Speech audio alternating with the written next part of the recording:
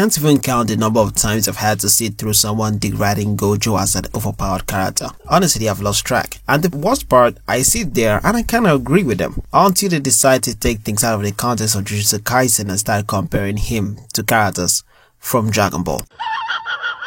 Yes, I know what you're thinking. Oh no, another Goku fanboy. Listen, I admit, I do glaze Goku a lot, but hey, at least I try to be logical about it. I'm not just throwing Goku's name around like it's a cheat code for every power debate.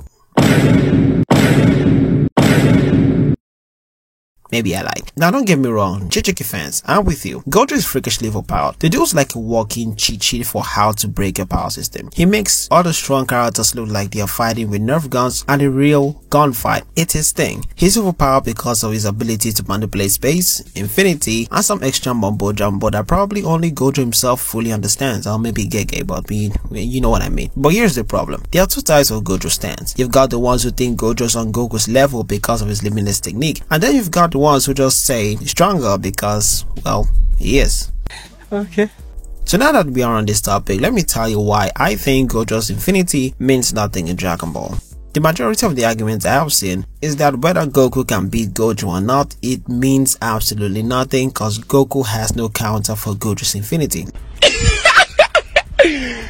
But anywho, there's a lot of things people don't understand about Dragon Ball, and that is that it's the literal definition of belt different. Its entire power system is built around not making sense. It goes past all sense of logic, space, and time. One instant someone can jump thousands of feet to the sky, another instant he's flying. Running faster than the speed of light is pretty much the starter pack for being a Dragon Ball main character. Having eye lasers, telekinesis, and all that shit you see in movies, yes, I can assure you it exists in Dragon Ball. That's why it's very difficult for any fan to just accept any character in the series can be beaten so easily. Exactly the point I was trying to make in my previous video. Before going about explaining my point on why Infinity is pretty much usable, where the power system was still understandable until it exploded to what it is now in Dragon Ball Super, using the Buu saga. In this saga, Buu was trapped in the hyperbolic time chamber with Gotenks and Piccolo. In order to escape, Buu used raw power and explosion of ki to create a rift between the real world and the hyperbolic time independently as its own dimension, and Buu tore through it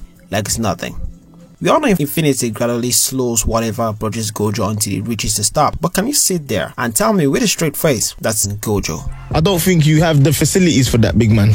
Also, another instance concerning Goku in Super with his fight with Lord Beerus, a very well-known fact normally brought up in this argument like this. Goku clashes with Beerus and the shockwaves threatens to destroy the entire universe. The universe in itself being infinite. And on top of that, other dimensions exist outside the universe, which was also threatened to be destroyed as well. All of existence was going to be eliminated by Goku and Beerus' clash, which included heaven, hell, and the Kaioshin realm, which exists outside the realm of existence in Dragon Ball. These two examples here clearly states that infinity means nothing when faced with Dragon Ball's raw power system. But if this is well known, why do people choose to throw away plain logic to still argue against it? Well, it could be brain rot, or simply they don't understand how ki actually works. Normally, ki is seen as an average power system where people just shoot different color of laser beams that comes in all shapes and sizes and with different variety of loud screams when shooting them or just powering up. That logic right there is fair. Dragon Ball characters scream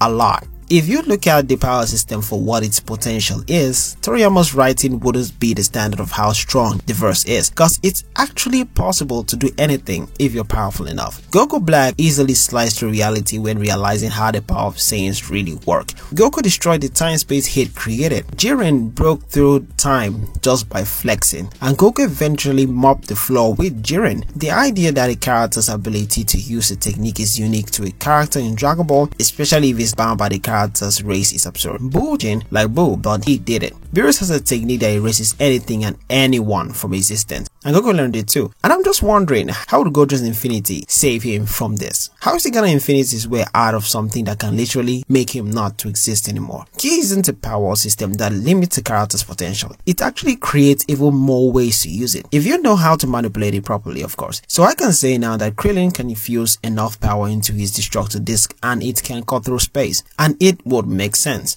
You wanna know why?